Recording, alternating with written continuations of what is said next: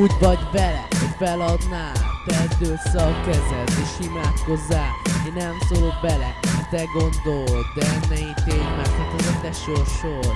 Gyerekkorom óta arról álmodok, hogy feltörjek az utcán és engem láthatok. Sok évig csak sírtam és néztem, de eredetibből én már ezt nem értem. Az álmaim most már feltörőkben készek, és ha valaki megáll, este legyen rése. Nem félek most már az átkozóimtól, nem majd ott nagyon kaptok a szárnyazóimtól. A vérem csak egy múltán az utamhoz ragad, de is az utamat járom, ha bár elszalad. Tudom, nem vagyok a világ embere, de az utamat Isten nézi, szóval kapjátok be emberek, és ha nem is jó szemmel, nézd rá. Én mindig tisztelni fogok most már. Ha úgy vagy vele, feladnál, tedd össze a kezed és imádkozzál. Én nem szólok bele, ha te gondolod, de ne ítélj más, mert ez a te sorsod.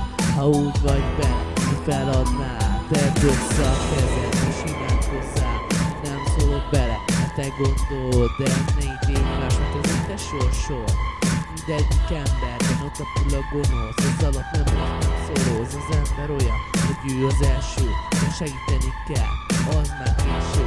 Ebben az országban a gazdag, ki a világ, ki akarok törni, hogy éledett a király, és ez a király, ez a felnőtt áll, mindig tesóra időt száll.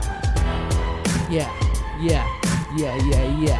Ha úgy vagy vele, hogy feladnál, tedd össze a kezed és imádkozzál. Én nem szólok bele, ha te gondolod, de ne ítélj más, mert ez a te sorsod.